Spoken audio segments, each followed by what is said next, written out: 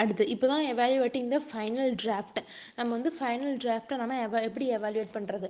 Through out the revising and rewriting of the several draft of an assignment.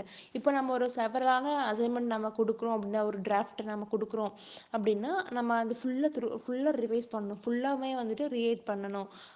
It is necessary to examine once work critically. இப்போ நம்ம ஒரு ஒரு ஒர்க்கை வந்து நம்ம கிரிட்டிக்கலாக நம்ம எக்ஸாமின் பண்ணுறோம் அப்படின்னா, ஸோ இதெல்லாம் கரெக்டாக நம்ம செக் பண்ணணும், ரிவைஸ் பண்ணணும். இதெல்லாம் கரெக்டாக தான் இருக்கான்றதை நம்ம செக் பண்ணணுன்றாங்க. The necessity for careful evaluation was made dramatically clear. ட்ராமட்டிக்கலாக அது கிளியராக இருக்கா அப்படிங்கிறத நம்ம கேர்ஃபுல்லாக நம்ம வச்சுக்கணும். இது வந்து நெசசிட்டி, முக்கியமான ஒரு விஷயங்கிறாங்க.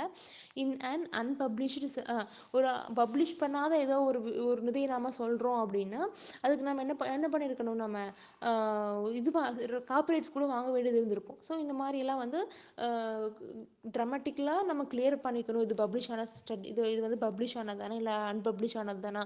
ஒரு American education research association cited with by இப்போ இவங்களதுனா இவங்களோடது தான், இந்த ஏரியாவில் தான் நம்ம வந்து சைட்டடு ப்ளேஸ் பண்ணியிருக்கோமா, இதெல்லாமே வந்துட்டு எவாலுவேட் பண்ணணும். கரெக்டாக ஃபைனல் டிராஃப்டில் நம்ம இதெல்லாம் செக் பண்ணணுன்றாங்க. The study examined a stratified random sample of 125 articles drawn from the population of 827 articles published in 41 different journals during 1962. அந்த ஸ்டடி, இதை பற்றி படிக்கிறோம் இல்லையா, இது வந்து எப்படி ரேண்டமாக சொல்லியிருக்காங்க. ரேண்டம் சாம்பிள், ரேண்டமாக வந்து சாம்பிளுக்காகவே ஒரு 125 ஆர்டிகிள்ஸ் வரைஞ்சிருக்காங்க பாப்புலேஷனை வச்சு. அப்புறம் 827 ஆர்டிகிள்ஸ் பப்ளிஷ் பண்ணியிருக்காங்க. அதில் 41 டிஃப்ரெண்ட் ஜேர்னல்ஸ் வந்து அந்த டைமில் கொடுத்துருக்காங்க. எப்போது 1962. The sample of articles was given to judges. அந்த ஆர்டிகிள் இருக்கு இல்லையா, அதெல்லாம் எதுக்காக கொடுக்கப்படுதுன்னா, ஒரு ஜட்ஜ் பண்ணுறதுக்காகவும், அது ரொம்ப ஹைலி குவாலிஃபைடாகவும் இருக்கும். அதே சமயம் எக்ஸ்பீரியன்ஸ்டு ரிசர்ச்சர்ஸ், அது எப்படி யார் கொடுத்துருக்கணும், ரொம்ப எக்ஸ்பீரியன்ஸான ரிசர்ச்சர்ஸ் வந்து கரெக்டாக கொடுப்பாங்க அப்படின்னு சொல்கிறாங்க. டு எவாலுவேட் பண்ணுறதுக்கு ரொம்ப எக்ஸ்பீரியன்ஸான ரிசர்ச்சர்ஸ் வந்து அதெல்லாம் செக் பண்ணுவாங்க, அந்த சாம்பிளெல்லாம் check பண்ணுவாங்கன்றாங்க. Only 7% of the articles were rated as being worth publication without changes. இப்போ வந்து ஒரு 40 இது கொடுக்குது அப்படின்னா, அதில் ஒரு 7% தான், ஒரு 125 ஆர்டிகல்ஸ் சொன்னாங்க இல்லையா, அது ஒரு 7% மட்டும்தான் வேர் ரேட்டட் ஆஸ் பீயிங் ஒர்த், அந்த பப்ளிகேஷன் பண்ணுறதுக்கு வந்து ஒர்த்தாக இருக்கும். அதில் எந்த சேஞ்சும் பண்ண மாட்டாங்க, பப்ளிஷும் பண்ணிடுவாங்க கரெக்டாக அப்படின்றாங்க. அப்புறம் 41% என்ன பண்ணுவாங்களாம், ரேட் பேசுவாங்க. ஏன்னா நீ வந்து பப்ளிகேஷனில் நீ இப்படி தப்பு பண்ணியிருக்க, ஸோ இந்த மாதிரி வந்து கொஞ்சம் rated as requiring revision before publication. மறுபடியும் பப்ளிகேஷன் பண்ணுறதுக்கு முன்னாடி வந்து நிறைய விஷயங்களை ரேட் பண்ணுவாங்க, லைக் கரெக்ட் பண்ணுவாங்க, சேஞ்சஸ் பண்ணுவாங்க அப்படிங்கிறாங்க. அட் த ரிமைனிங் மிச்சம் இருக்கிற 52% வந்து சாம்பிள் வாஸ், சில சாம்பிள் வந்து ரிஜெக்ட் பண்ணிடுவாங்க. 7% ஆஃப் சாம்பிள் தான் வந்து கரெக்டாக மிஸ்டேக் இல்லாமல் இருக்கும். அதுக்கப்புறம் சில மிஸ்டேக்ஸ் எல்லாம் வரும், ஸோ அது சேஞ்ச் பண்ணுவாங்க 41%. அப்புறம் மிச்சம் இருக்கிற 52% வந்து ரிஜெக்ட் பண்ணிடுவாங்க அப்படின்றாங்க. அதுதான் இதில் இந்த ஏரியா அப்படிங்கிற அந்த சைட்டரில், AERA means American educational research association இருக்கு இல்லையா, அந்த இதில் வந்து இந்த மாதிரி தான் பப்ளிஷ் பண்ணுறதுக்கு முன்னாடி இந்த மாதிரி எல்லாம் பண்ணி தான் பப்ளிஷ் பண்ணுவாங்க அப்படின்றாங்க. ரொம்ப ட்ராமட்டிக்கலாக கிளியர் பண்ணி தான் பப்ளிஷ் பண்ணுவாங்கன்றாங்க. அப்புறம் the AERA study is a serious indictment of much published research and emphasize the need for systematic.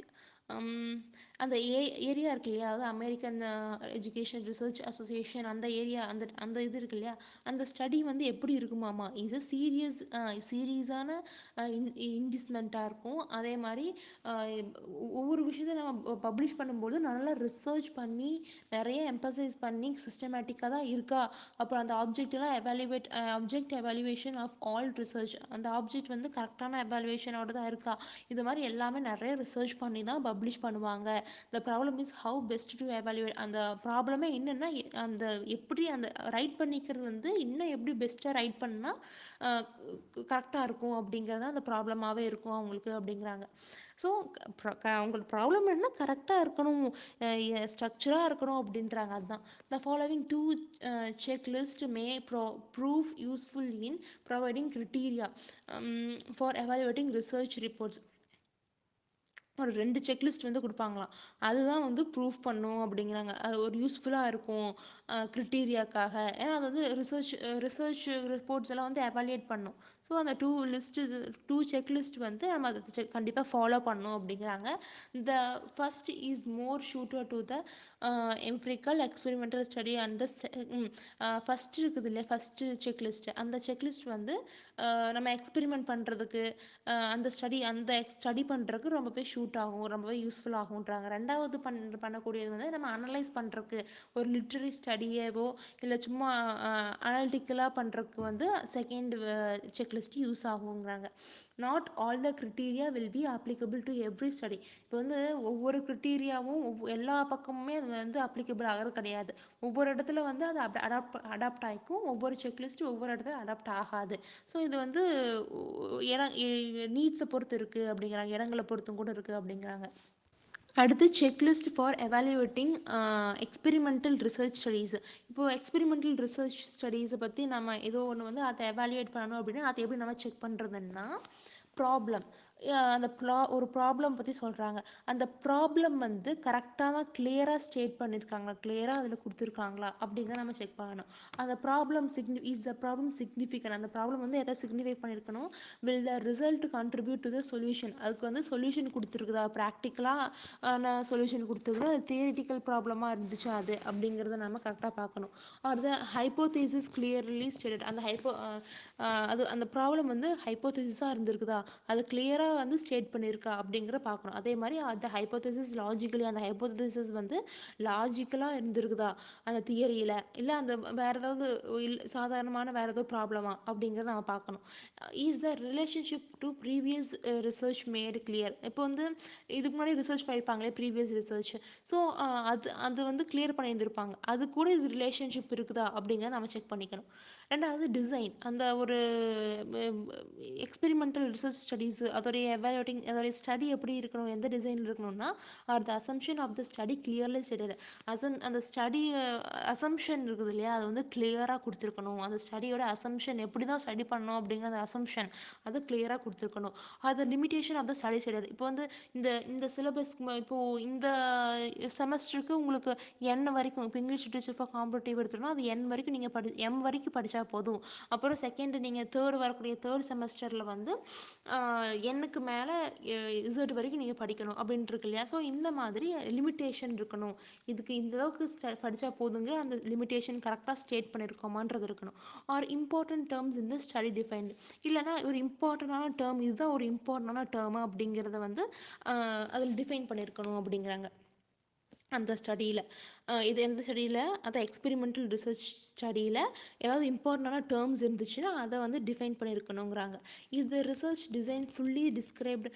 அந்த ரிசர்ச் வந்து அந்த ரிசர்ச்சோட டிசைன் இருக்கு இல்லையா, அந்த டிசைன் வந்து ஃபுல்லாக நம்ம டிஸ்கிரைப் பண்ணியிருக்கா, என்ன சொல்லணுமோ அது கரெக்டாக ப்ராப்பராக சொல்லியிருக்கா அப்படிங்கிறத நம்ம பார்க்கணும். அதே மாதிரி அந்த ரிசர்ச் டிசைன் வந்து அப்ராப்ரியேட்டாக இருக்கா அப்படிங்கிறத செக் பண்ணணும். அதை பாப்புலேஷன் அண்ட் சாம்பிள் டிஸ்கிரைப்டு. அதில் வந்து பாப்புலேஷனையும் அந்த கரெக்டான சாம்பிளையும் வந்து டிஸ்கிரைப் பண்ணியிருக்கா அப்படிங்கிறத அந்த டிசைனில் பார்க்கணும். Is the method of sampling appropriate. அந்த இப்போ வந்து சாம்பிள் வந்து கொடுத்துருக்காங்க இல்லையா, அப்ராப்ரியேட் பண்ணியிருப்பாங்க, அது வந்து கரெக்டான மெத்தடில் தான் கொடுத்துருக்காங்களான்றதை செக் பண்ணணும். அதை control described and appropriate. Describe பண்ண கண்ட்ரோல்ஸ் அந்த கண்ட்ரோல்ஸ் டிஸ்கிரைப்டு. சில கண்ட்ரோல்ஸ் எல்லாம் வந்து கரெக்டாக டிஸ்கிரைப் பண்ணியிருக்காங்களா, கரெக்டாக தான் அப்ராப்ரியேட் பண்ணியிருக்காங்களா. இப்போ வந்து கண்ட்ரோல் இருக்கும் இல்லையா, இப்போ இதை வந்து நீங்கள் இப்படி தான் பண்ணணும் அப்படிங்கிற அந்த ஒரு ரூல்ஸ் இருக்கும். ஸோ அதெல்லாம் கரெக்டாக தான் டிஸ்கிரைப் பண்ணியிருக்காங்களா, கரெக்டாக தான் அப்ராப்ரியேட்டாக இருந்திருக்காங்களான்றதை நம்ம செக் பண்ணணும், கொடுத்துருக்காங்களான்றதை நம்ம செக் பண்ணணும். Is the research design free of specific weakness.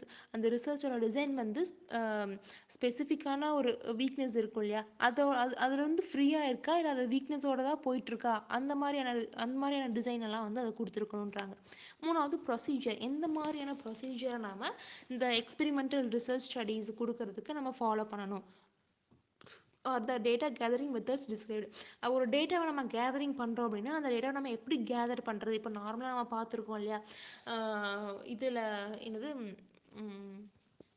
English literature காம்படிட்டிவில் வந்து ஃபர்ஸ்ட் ஆஃப் ஆல் நம்ம வந்து இது இது எவிடன்ஸை வந்து கரெக்டாக ஃபஸ்ட்டு கலெக்ட் பண்ணணும். எவிடன்ஸை கலெக்ட் பண்ணிவிட்டு அதுக்கப்புறம் ரெண்டாவது என்ன பண்ணணும், ஆர்டராக நம்ம அதை ஆர்டர் பண்ணி வைக்கணும். அதுக்கப்புறம் வந்து அது என்னது ஃபாரன்சிக் ரிப்போர்ட்டெல்லாம் நமக்கு அதில் கொடுத்துருக்கணும். ஸோ இந்த மாதிரி அந்த ஆர்டராக இருக்கா, எப்படி எந்த ஆர்டரில் நம்ம கேதர் பண்ணுறது, அந்த மெத்தட்ஸில் நம்ம கரெக்டாக டிஸ்கிரைப் பண்ணணும். அதே மாதிரி அதே டேட்டா கேதரிங் மெத்தடை வந்து அப்ராப்ரியேட் பண்ணணும். அதே டேட்டா கேதரிங் மெத்தடை வந்து ப்ராப்பராக நம்ம யூஸ் பண்ணணும் அப்படிங்கிறாங்க. அவங்க கொடுத்துருப்பாங்க, நீங்கள் இப்படி யூஸ் பண்ணிங்கன்னா உன்னால் வந்து கரெக்டாக ரிசர்ச் பண்ண முடியும் அப்படின்ற மாதிரி கொடுத்துருப்பாங்களே. ஸோ அதெல்லாம் வந்து நம்ம கரெக்டாக ப்ராப்பராக நம்ம அதை யூஸ் பண்ணணும். அதான் இப்போ வந்து ஒரு ஹெட்டிங்கு முடிச்சதுக்கப்புறம் 3 டபுள் ஸ்பேஸ் வரணும் அப்படின்னு அவங்க கொடுத்துருப்பாங்க. அதை சொன்னால் மட்டும் போதுமா? அதே மாதிரி நம்ம ஃபாலோ பண்ணணும்ல அந்த தியரியில். அதுதான் are the validity and reliability of the evidence established. Are the validity and reliability of the evidence. அந்த அதோட வேல்யூபிளான ஒரு விஷயம் இருக்கும் இல்லையா, அந்த வேல்யூபிளான விஷயமா இருக்கட்டும், இல்லை கரெக்டான எவிடன்ஸும் வந்து எஸ்டாப்ளிஷ் பண்ணியிருக்குதா அப்படிங்கிறத நம்ம செக் பண்ணணும். இதுதான் ப்ரொசீஜர். நாலாவது அனலைசிஸ். நம்ம எப்படி அனலைஸ் பண்ணணும்?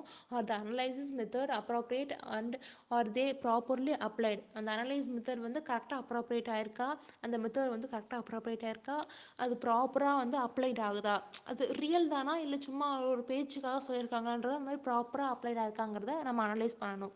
Are the result of the analyse clearly presented. அதான் அதை அனலைஸ் பண்ணதோடைய ரிசல்ட் வந்து கரெக்டாக தான் இருக்கா, இல்லை அவனுக்கு சும்மா சொல்லியிருக்கானுங்களா போகிற போக்கில் அப்படிங்கிறத நம்ம செக் பண்ணணும். கன்க்ளூஷன். நம்ம எந்த மாதிரி அந்த கன்க்ளூஷன் அதில் இருக்கணும் அப்படின்னா, அந்த கன்க்ளூஷன் கிளியர்லி ஸ்டேட்டட். அந்த கன்க்ளூஷன் வந்து கிளியராக சொல்லியிருக்கணும். இது இவ்வளோதான்ப்பா முடிஞ்சுது, இதுதான் இது ஹோல் புக்லேயும் இதுதான் அதை சொல்ல வர்றாங்க. ஸோ இந்த மாதிரி கன்க்ளூஷன் வந்து கிளியராக கொடுத்துருக்கணுன்றாங்க. அந்த conclusion sustained by the evidence presented. Conclusion வந்து கரெக்டாக அந்த எவிடன்ஸுக்கு ஏற்ற மாதிரி தான் சப்ஸ்டெயின் ஆயிருக்கா அப்படிங்கிறத நம்ம செக் பண்ணணும். Or the generalization confined to the population from which the sample was drawn. இப்போ நம்ம அந்த சாம்பிள் நம்ம ட்ரா பண்ணியிருப்போம் இல்லையா, லைக் ஃபிகர்ஸ் ஆகட்டும் இல்லை வேறு ஏதாவது அந்த பாப்புலேஷன் ஆகட்டும்.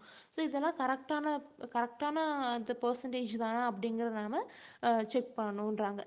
அப்புறம் வந்து இஸ் த ரிப்போர்ட் லாஜிக்கலி, அந்த ரிப்போர்ட் வந்து லாஜிக்கலாக நம்ம ஆர்கனைஸ் பண்ணி வச்சுருக்கோமா, அதே மாதிரி கிளியராக நம்ம ரிட்டர்ன் பண்ணியிருக்கோமா.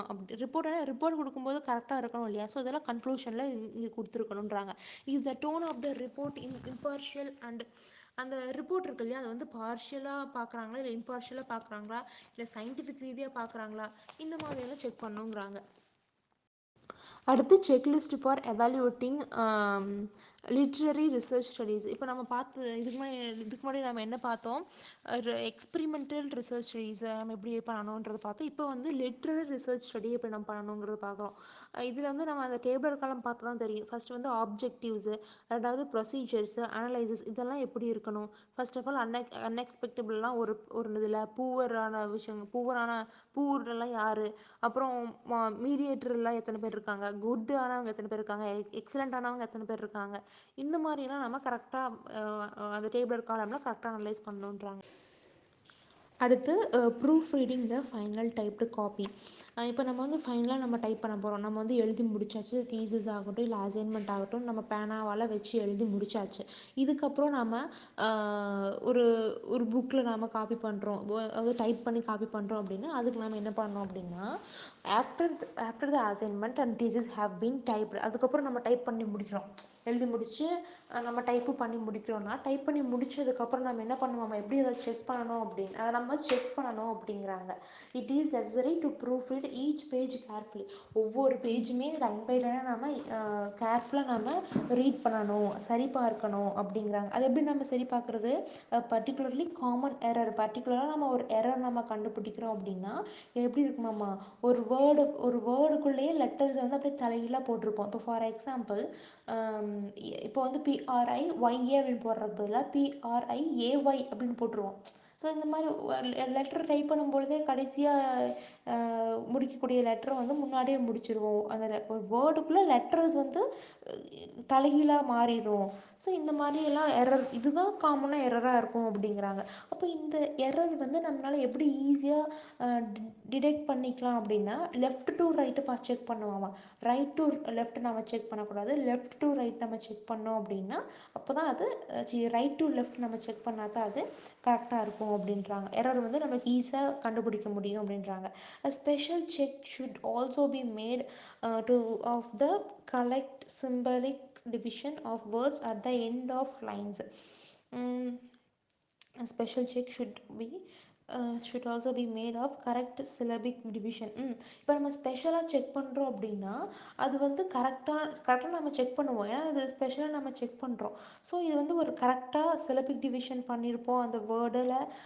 அதே சமயம் at the end of the lines, ஒவ்வொரு லைன்லேயுமே வந்துட்டு கரெக்டாக தான் நம்ம கொடுத்துருக்கோமா அப்படிங்கிறது நம்ம வந்துட்டு இந்த ஸ்பெஷல் செக் மூலிமா நம்ம இதையே கரெக்ஷன்ஸ் எல்லாம் நம்ம சேஞ்ச் பண்ணிக்கலாம் அப்படிங்கிறாங்க. Corrections in thesis should always be made by typewriter. அதில் இருக்கிற சில கரெக்ஷன்ஸ் எல்லாமே வந்து டைப்ரைட்டர் தான் அதை கரெக்ஷன்ஸ் எல்லாம் கரெக்ட் பண்ணுவாங்க. அது வந்து இங்கில் கிடையாது, டைப்பில் வந்து டைப் பண்ணுவாங்க இல்லையா, பேக் ஸ்பேஸ் போட்டு. ஸோ இந்த மாதிரி கரெக்ஷன்ஸ் எல்லாம் டைப்ரைட்டர் தான் இது பண்ணுவாங்க அப்படிங்கிறாங்க, கரெக்ட் பண்ணுவாங்கன்றாங்க. If there are more than 1 or 2 corrections per page, it is often quicker to retype the page. இப்போ வந்து ஒரு பேஜில் வந்து ஒன்று இல்லை 2 கரெக்ஷன்ஸ் இருக்குது ஒரு பேஜுக்கு அப்படின்னா it is often quicker to retype. இது வந்து ஈஸியாக ரீடைப் பண்ணிக்க முடியும். நிறையா இருந்தால் தான் நம்மளால் ரீடைப் பண்ண முடியாது. ஒரு தப்பு 2 தப்பு தான் இருக்குது ஒரு பேஜுக்குன்னா அது ஈஸியாக இருக்கும் கரெக்ட் பண்ணுறக்கு. அதான் சொல்கிறாங்க. அடுத்து வந்து special symbols not available on the typewriter should be inserted in India ink. இப்போ வந்து ஸ்பெஷலான சிம்பிள்ஸ் எல்லாம் நம்ம வந்து டைப்ரைட்டர் வந்து அங்கே இன்சர்ட் பண்ணக்கூடாது. லைக் ஏதோ ஒரு வேற ஒரு இங்கில் நம்ம டைப் பண்ணுறது அந்த மாதிரிலாம் இருக்கக்கூடாது. எந்த இங்கில் நம்ம டைப் பண்ணமோ அந்த இங்கில் தான் நம்ம அதை டைப் பண்ணணும். ஸ்பெஷலான சிம்பிள்ஸ்லாம் நம்ம யூஸ் பண்ணக்கூடாது அப்படின்னு சொல்கிறாங்க. It is important to check that the page numbers in the table of the content. இப்போ வந்து நம்ம செக் பண்ணணும், ஒவ்வொன்றையும் நம்ம வந்து கரெக்டாக இப்போ செக் பண்ணணும். என்ன பேஜ் நம்பர்ஸ், ஒரு டேபிள் ஆஃப் கண்டென்ட்டில் நம்ம பேஜ் நம்பர் கரெக்டாக கொடுத்துருக்கோமா, ஒரு டேபிள் ஆஃப் லிஸ்ட் இருக்கும் இல்லையா அது இல்லாமல் பேஜ் நம்பர் கரெக்டாக கொடுத்துருக்கோமா, லிஸ்ட் ஆஃப் ஃபிகர் அதில் நம்ம பேஜ் நம்பர்ஸ் எல்லாம் கரெக்டாக கொடுத்துருக்கோமா, இந்த மாதிரியெல்லாம் நம்ம கரெக்டாக செக் பண்ணணும். அதே போல் எக்ஸாக்ட்லி வித் அதுக்கு ஒரு ஹெட்டிங் கரெக்டாக இருக்கா, டேபிள்ஸ் கரெக்டாக இருக்கா, ஃபிகர் அந்த டெக்ஸ்ட்டில் அது அங்கே கொடுத்துருக்குற கண்டென்ட் எல்லாம். இப்போ கண்டென்ட்டில் 7th சாப்டரோடைய ஹெட்டிங் இதுதான் கொடுத்துருப்பாங்க, அதே போல் டெக்ஸ்ட்லேயும் அதே மாதிரி தான் இருக்கா இப்படி செக் பண்ணணும். டேபிள்ஸ், லிஸ்ட் ஆஃப் டேபிள்ஸ், அந்த டேபிள்ஸ் இருக்கிறது படி தான் அந்த பக்கமும் டெக்ஸ்ட்டுக்குள்ளேயும் அதே மாதிரி தான் இருக்கா. ஃபிகர்ஸ், இப்போ லிஸ்ட் ஆஃப் ஃபிகர்ஸ் 2.3 அப்படிங்கிறது வந்து இந்த பேராகிராஃபில் இங்கே இருக்கும் அப்படின்றது அதே மாதிரி தான் அங்கே இருக்கா அப்படிங்கிறத நம்ம செக் பண்ணிக்கணும். So finally before binding or attaching the pages together in some way a check should be made that pages are in correct sequence.